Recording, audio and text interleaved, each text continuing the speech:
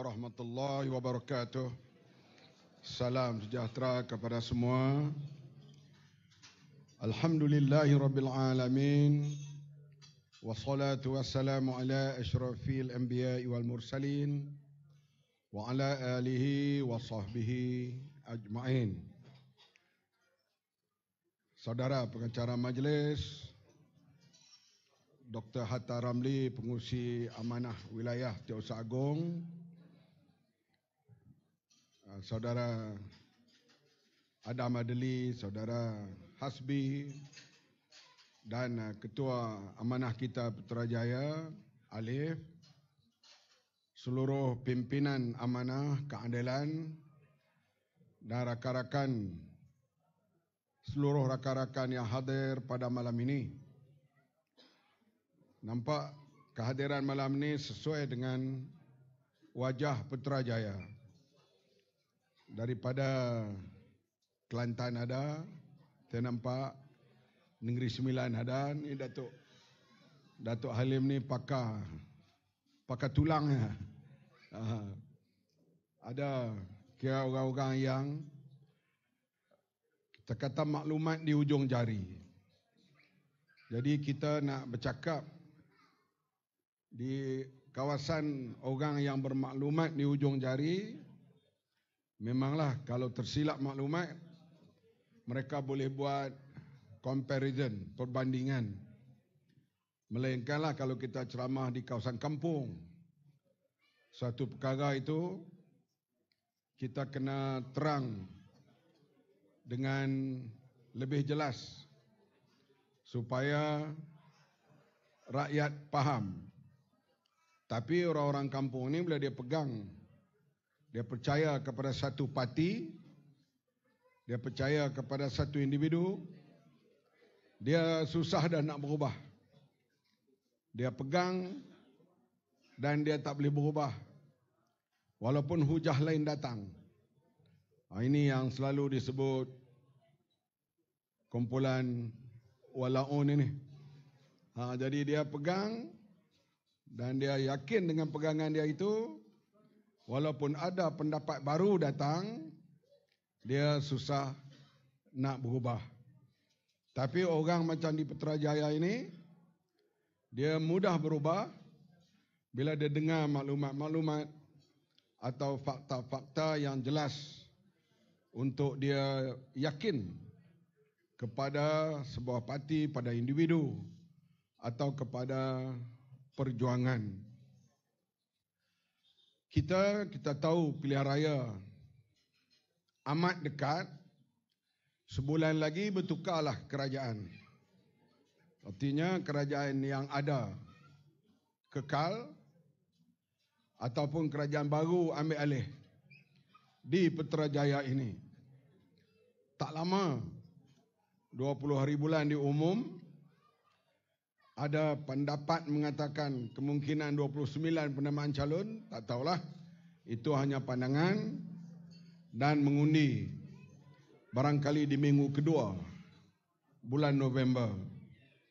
Artinya berlaku perubahan kerajaan atau tidak dalam masa sebulan ini. Saya dalam peresmian Masjid Putra Haid bersama dengan Baginda Sultan Selangor, kebetulan sebelum sembahyang Isya dapat berbual dengan Baginda Sultan, dan di samping itu sebelum itu berbual dengan bekas pengurusi SPR Tan Sri Aziz. Beliau mengatakan ada pilihan raya yang berlaku dalam keadaan banjir, iaitu pilihan raya di Dun Tenang, Johor. Waktu itu calon PAS kita Cikgu Malah. Dr. Hatta ingatlah. Dia calon kita, dan kata Tan Sri Aziz amat sukar SPR hadapi pilihan raya itu, dan belanja pilihan raya begitu meningkat. Itu pilihan raya yang berlaku banjir 1 dun. Bayangkan kalau seluruh negara hadapi banjir. bagaimana SPR nak hadapi. Saya bila tengok saja langit gelap, saya gelisah. Sebab Kota Raja, Seri Muda, banjir sikit saja sudah, hujan lebat sikit saja banjir naik. Dan disitulah banjir Disember lepas mengorbankan 19 orang di Seri Muda dan di sekitarnya. Saya tak boleh bayang jikalau masa mengundi itu berlaku banjir, saya yakinlah orang keluar mengundi akan kurang. Bila kurang orang keluar mengundi, itulah yang dikehendaki oleh UMNO dan Barisan Nasional, sebab mereka dah mencipta dua kemenangan besar di Melaka dan juga di Johor apabila peratus keluar mengundi begitu rendah. Sebab itulah mereka nak kalau boleh peratus keluar mengundi itu biarlah kurang. Sepatutnya dalam negara yang praktis demokrasi, kita mahu rakyat sebanyak mungkin terlibat dalam pilihan raya, seramai mungkin. Tapi di Malaysia ni perkara-perkara yang pelik berlaku. Bekas Ketua Menteri Melaka, dia ada 4 kes dipanggil oleh pihak polis kerana masa kempen pilihan raya dia dituduh bertemu dengan pengundi. Selalunya pengundi marah, nak undi, nak pangkah macam mana? Calon kami tak tengok muka, tak bertemu. Di Melaka, calon bertemu dengan pengundi dipanggil oleh pihak polis untuk disiasat. Betullah Malaysia negara yang paling pelik dalam dunia dalam hal mengendalikan pilihan raya.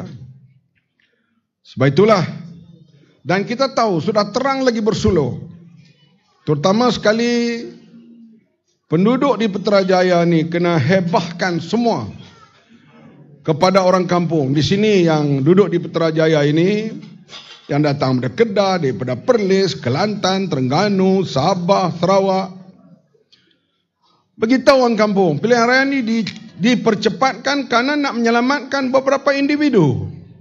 Terang disebut dalam yang dikatakan video klip ucapan Zahid Hamidi. Kalau mereka Barisan Nasional kalah katanya, kemungkinan beberapa orang lagi akan didakwa.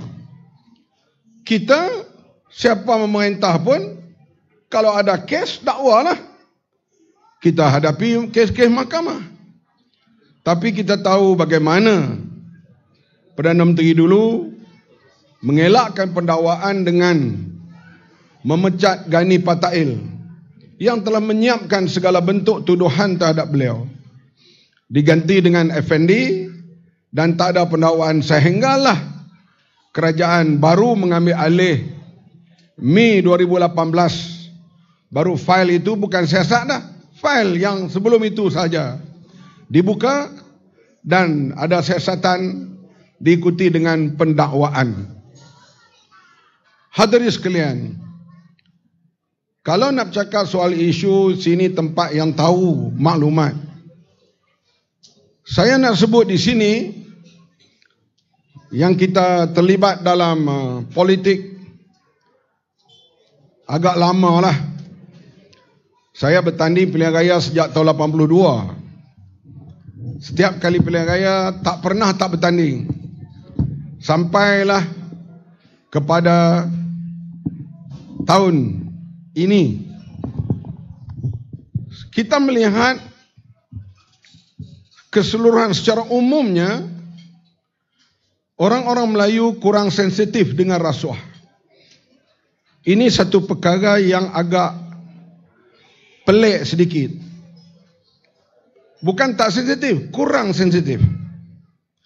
Kalau kita lihat kuliah-kuliah yang berlangsung di mana-mana masjid secara umum, tidak menekankan soal rasuah dan penyelewengan ini. Dan satu video yang sedang tular sekarang ini, ucapan baginda Sultan Perak meminta supaya semua khutbah-khutbah Jumaat di negeri Perak masuk dalam doa itu supaya kita terhindar daripada rasuah dan menyalahgunakan kuasa. Karena secara umumnya dia tak jadi sensitif soal rasuah ini. Kita tengok orang-orang Cina, orang Tionghoa menghukum MCA secara besar-besaran bila berlaku penyelewengan skandal Koperasi Bersatu di zaman Tan Kun Suan. Sejak daripada itulah MCA ini dihukum dan tak naik sampai hari ini. Karena skandal yang terlibat Koperasi Bersatu. Dan Tan Kun Suan sendiri masuk penjara. Orang India, ya, mereka miskin di estate, tak ramai yang kedudukan tinggi, tapi mereka sensitif dengan rasuah. MIC dihukum secara besar-besaran bila isu Mica Holding diketengahkan kepada masyarakat. Tapi orang Melayu bila ditimbulkan soal rasuah, walaupun telah dituduh dan dihukum, masih panggil bosku. Bahkan ada yang menangis terisak-isak. Sampai hari ini sanggup bagi gelang dan sebagainya. Walaupun telah dihukum dengan rasuah. Dengan kes rasuah. Jadi perkara ini, rakan-rakan yang bijak bistari di Putrajaya ini tolong fikir. Bagaimana nak ubah pemikiran ini? Supaya menyalahgunakan wang rakyat itu dianggap satu perkara yang merosakkan. Malulah kita bila kajian-kajian dibuat oleh mana-mana universiti di peringkat antarabangsa. Negara yang paling berakhlak Islam disebut New Zealand, disebut Finland, disebut Norway, disebut Singapura. Kenapa? Karena tirih rasuah di negara mereka itu amat rendah. Singapura duduk tempat yang keempat dan kelima dalam dunia. Indeks rasuah yang paling rendah. Menteri-menteri dia tak pernah bercakap soal ayat Ar-Rashi wal Murtashi finnar. Tetapi rasuahnya amat rendah. Jadi, dan kita lihat pula gaya hidup wakil-wakil rakyat. Kalau di Norway, biasa menteri ke wakil rakyat kadang-kadang pergi ke parlimen naik tiup. Tahu kan tiup kan? Yang biasa duduk di England, yang duduk di negara Eropah, kita pergi sana tu jaranglah kita naik kereta sewa, semua naik tiup, naik bas gitu je. Naik sini ni kalaulah wakil rakyat tidak mempamerkan kekayaan, rakyat tak hormat. Ini minda yang ada dalam masyarakat kita. Lagi dia lihat wakil rakyat dia tu hebat, lagi dia suka. Walaupun kehidupan mereka itu tak setaraf langsung dengan allowance dan gaji mereka. Ini berleluasa dalam masyarakat kita. Alhamdulillah di Indonesia perkara ini telah mula berubah. KPK-nya iaitu badan macam kita sini SPRM amat ditakuti, amat powerful. Dan sekarang mereka telah akibat kesalahan ribu berakhir dalam jail. Menteri termasuk menteri daripada Parti Islam PKS, 2 orang dah masuk jail. Tak kira siapa. Bahkan sudah ada trend di Indonesia bila jawatan kuasa macam kita Public Account Committee dan sebagainya, yang Dr. Hatta anggotanya, membuat pemeriksaan itu kadang disiar dalam televisyen supaya orang yang dituduh tu kena jawab bila dia menggunakan wang rakyat dan sebagainya. Perkara ini masih jauh. Tambahan pula lebih hebat lagi bila ada pandangan-pandangan yang mengatakan kita yang penting kena sokong Melayu Islam. Tak kiralah dia jahat macam mana pun, asalkan dia Melayu Islam, kita kena utamakan kalau dibandingkan dengan orang bukan Islam. Sejahat-jahat orang Islam ada pintu taubat. Sebaik-baik orang bukan Islam, dia tak ada pintu taubat. Ini sedang berkumandang kuliah-kuliah di seluruh Malaysia sekarang. Hatta di Pulau Pinang, kuliah-kuliah ini berjalan dengan begitu lantang supaya memilih calon yang beragama Islam. Lebih baik lagi kalau dia orang Melayu, walaupun sikit sebanyak dia menyeleweng dan sebagainya, dibandingkan dengan orang bukan Islam yang baik. Karena ia berbahaya kepada umat Islam dalam jangka panjang. Ini sedang berkumandang di seluruh negara dalam kuliah-kuliah yang berlangsung sekarang ini. So bila kita nak sampai ke peringkat untuk lahirkan good governance, kalau kita ke UK kadang-kadang kita boleh lihat, kadang-kadang kita nampak David Cameron, bekas Perdana Menteri dengan seluar katok, orang panggil lah, seluar takat lutut tu, naik train ataupun tiup. Kadang-kadang kita boleh nampak Margaret Thatcher dengan memegang, orang panggil raga lah, untuk pergi melintas jalan untuk pergi beli barang di kedai. Artinya selepas mereka tidak memegang jawatan eksekutif, menteri ke Perdana Menteri ke, mereka hidup seperti rakyat biasa yang lain. Akhlak ini kita lihat ada di negara-negara barat. Sebab itulah Syed Rashid Redha, dia berkata ini 60-70 tahun dulu, aku pergi ke negara Eropah, aku melihat Islam di sana. Aku balik ke negaraku, dia orang Mesir lah, aku melihat orang Islam tetapi Islamnya tidak ada. Perkara ni sampai bila kita nak berubah? Kita nak pergi kepada ummah ataupun umat yang disebut umat yang terbaik, yang kita selalu sebut ya'lu wala yula alai. Apa ni, orang yang bersifat pertengahan dan sebagainya. Ia tidak berlaku secara umumnya di dunia Islam. Malaysia sekarang bocor, leakage lebih kurang 60 bilion satu tahun. Satu angka yang menggerunkan. Kita anggap ini angka exaggerate, angka yang direka-reka. Tapi bila kita berpeluang berkuasa, buat siasatan yang dikatakan ada penyelewengan, mengejutkan kita. Di antaranya yang kita sebut kapal LCS yang ditemui dalam forensik audit di situ, 400 juta dibayar kepada seseorang yang tidak ada kena-mengena dengan buat kapal. Artinya tirihnya itu besar.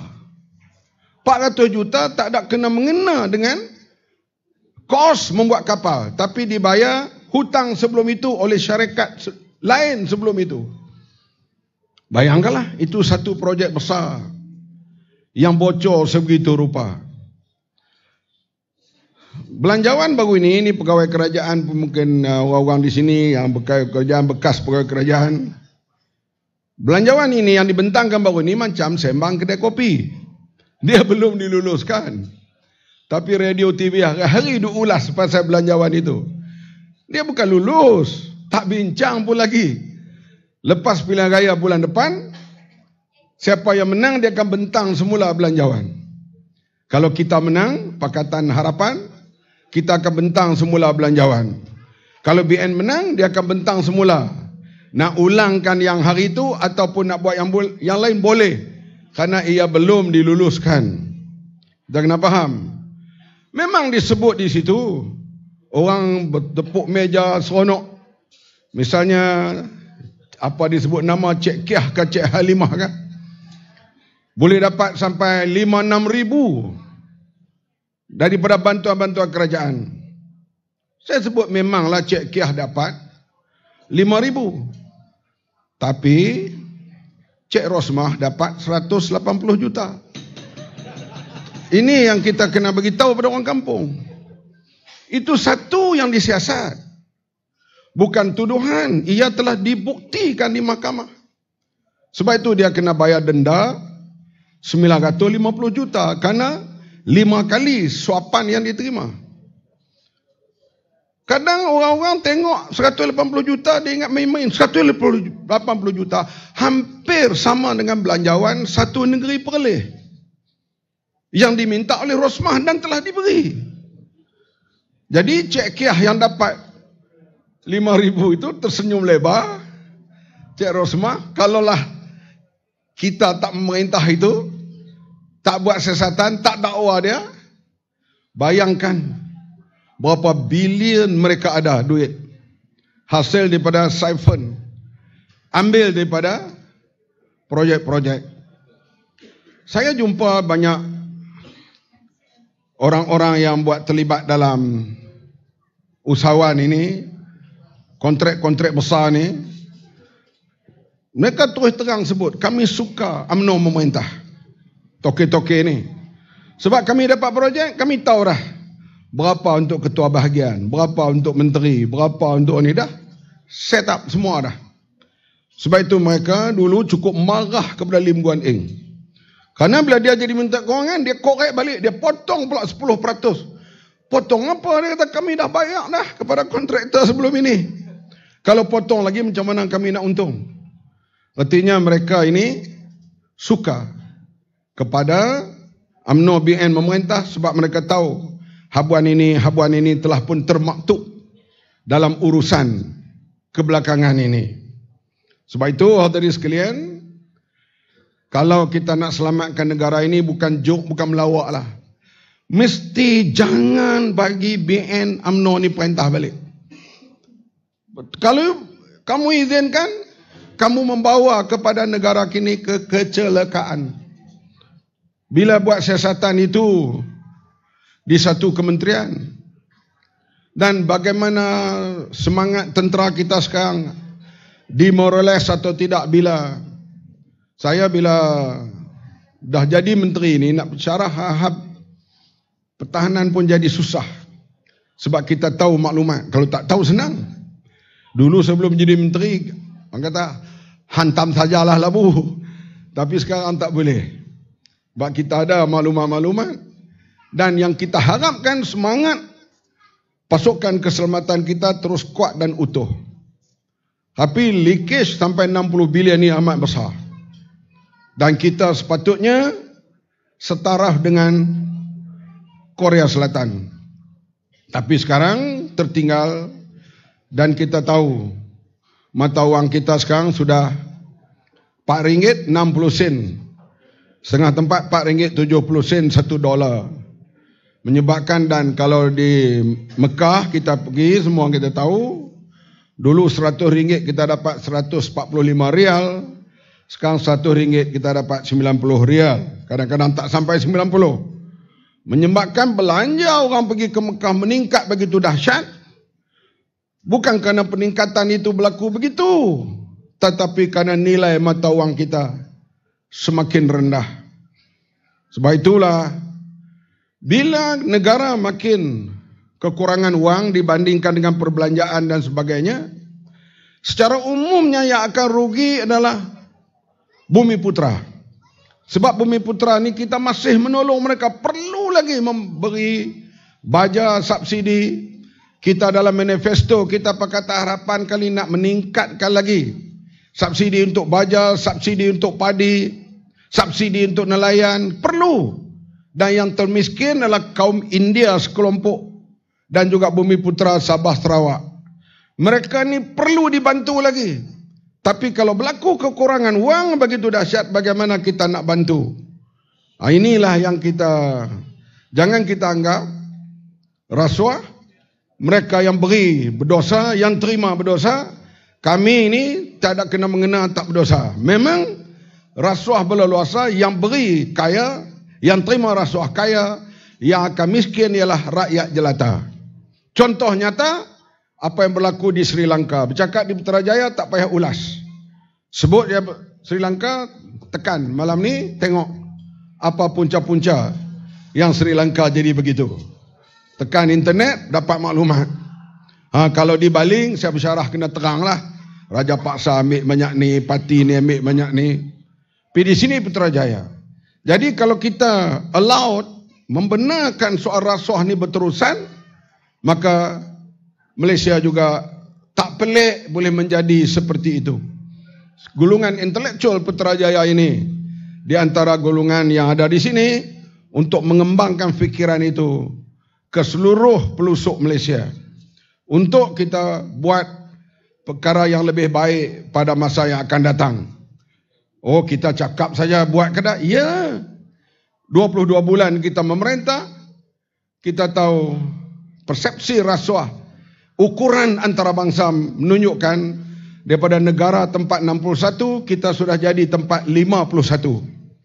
Bila naik balik BNPN, tempat 51 sekarang jadi tempat 62. Belum diukur yang tahun lepas punya.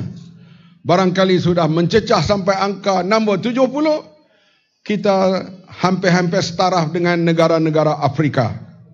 Ini bukan joke. Bukan main-main, tetapi kenapa? Khasnya orang-orang Islam tak mau sedar perkara ini secara besar-besaran.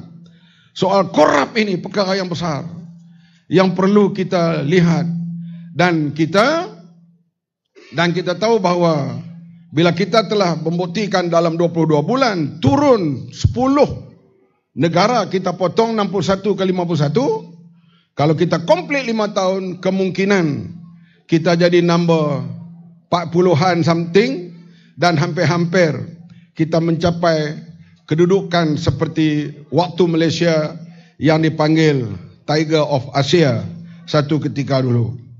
Sebab itu, penduduk saudara sekalian, kalau bertanding ke tak bertanding di sini, amanah, yang akan bertanding sudah tentu calon kita daripada Pakatan Harapan.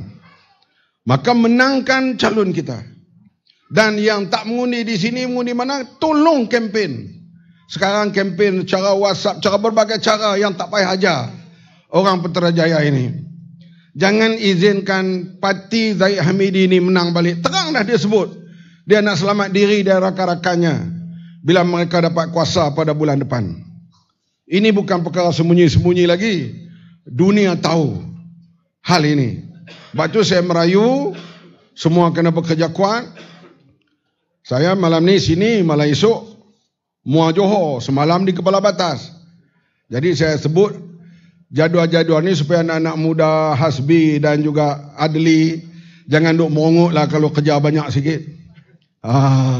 Sebab Mamat semalam di Kepala Batas, siang tadi mesyuarat bersama, lepas tu petang bertemu mesyuarat lagi, malam ni nak bertolak tu, maka malam esok di Muar Johor. Begitulah seterusnya, dengan umur hampir 2 kali ganda dengan dua-dua di depan ini.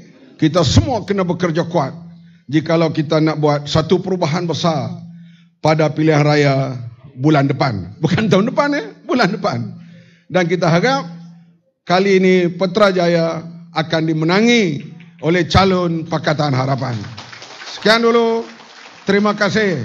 Wassalamualaikum warahmatullahi wabarakatuh.